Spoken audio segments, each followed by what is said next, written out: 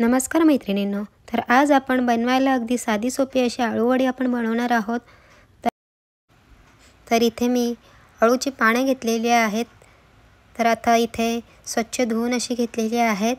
तर आपण आता ह्या ज्या शेरा आहेत त्या शेरांच्या मध्ये जो पान आहे तो आपण अशा पद्धतीने आता काढून घेणार आहोत। तर तुम्ही इथे पाहू शकता इथे कशा पद्धतीने इथे काढत आहे पान। तर ज्या शेरा आहेत त्या घ्यायच्या नाही।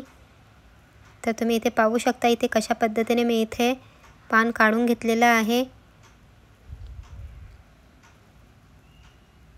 तर इथे सर्व पाने जे आहेत ते अशा पद्धतीने आपण काढून घ्यायचे आहेत। तर तुम्ही इथे पाहू शकता शेर जी मधली शेर आहे त्याच्या बाजूने मी पानं काढून घेतलेलं आहे।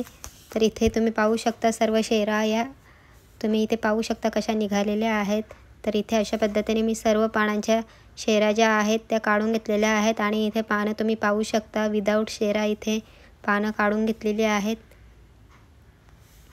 तर आता आपण ही जी पानं आहेत ते आता आपण कापून घेणार आहोत।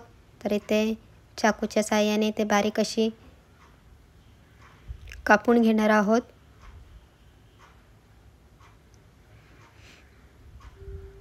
तर जर का कोणी नवीन शिकत असेल अळूवडी बनवायला शिकत असेल तर त्याच्यासाठी उत्कृष्ट पर्याय असा साधी सोपी अळूवडी बनवण्याचा।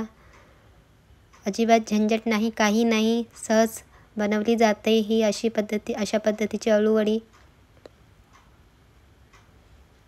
झटपट होणारी अळूवडी तुम्ही इथे अशा पद्धतीने बनवू शकता। तर इथे मी पाने जी आहेत ती सर्व अशा पद्धतीने कापून घेतलेली आहेत। तर इथे आपण आता वाटणाची तयारी करूया। तर त्यासाठी इथे एका कढईमध्ये मी खोबरं कापून घेतलंय। सुकं खोबरं जे आहे ते इथे मी कापून घेतलेलं आहे आणि ते आता कढईमध्ये चांगलं भाजून घ्यायचं आहे। तर इथे तुम्ही पाहू शकता खोबरं जे आहे ते चांगलं असं भाजलेलं आहे। तर इथे खोबरं जे आहे ते आता मी काढून घेतलेलं आहे। तर इथे कढईमध्ये तेल टाकलेलं आहे। त्यानंतर इथे कांदा सुद्धा तेलावर भाजून घ्यायचा आहे।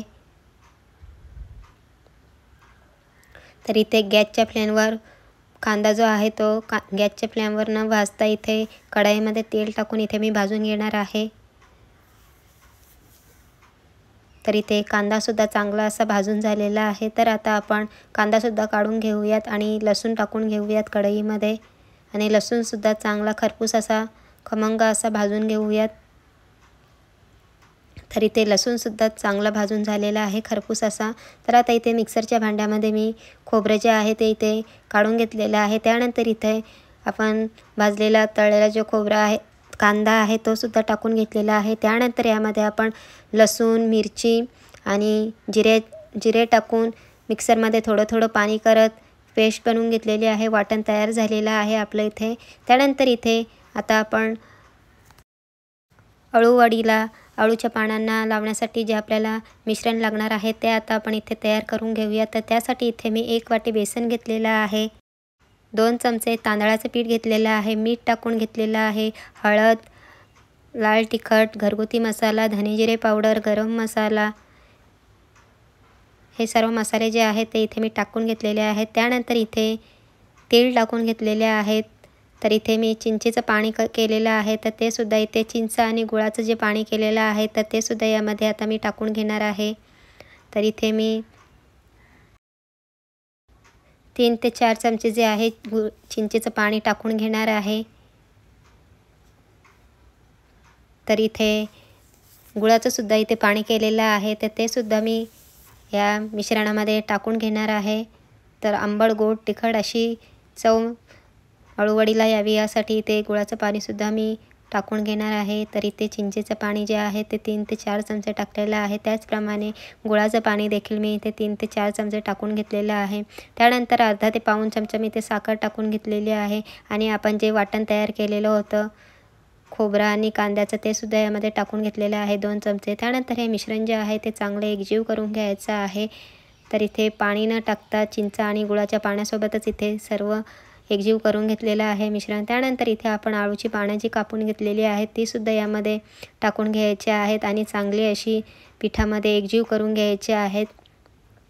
तर इथे पीठ जो आहे तो जास्त पातळ नाही झाला पाहिजे, अगदी घट्टही नाही, तर मध्यम असं राहिलं पाहिजे, पातळही नाही आणि घट्टही नाही.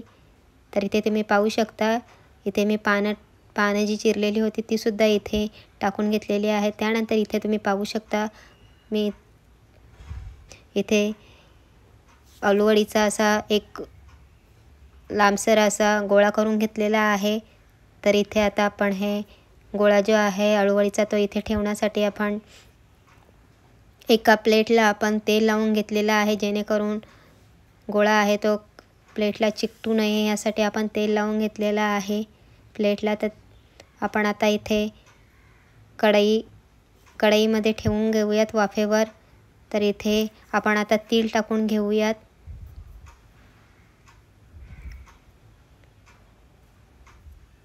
तर इथे तीळ टाकल्याने खाताना चांगली अशी टेस्ट येते आणि दिसायला सुद्धा खूप छान दिसतात. तर तुम्ही इथे पाहू शकता कशा पद्धतीने इथे तीळ टाकून घेतलेले आहेत. तर अशा पद्धतीने आपले अळूवडी जे आहे ते इथे वाफवून तयार झालेले आहेत. तर इथे अळूवड्या तुम्ही पाहू शकता इथे फ्राय करून तयार झालेल्या आहेत. तर तुम्हीसुद्धा अशा पद्धतीची अळूवडी एकदा नक्की, खमंग अशी अळूवडी एकदा नक्की बनवून बघा, खूप छान लागते. Bye bye.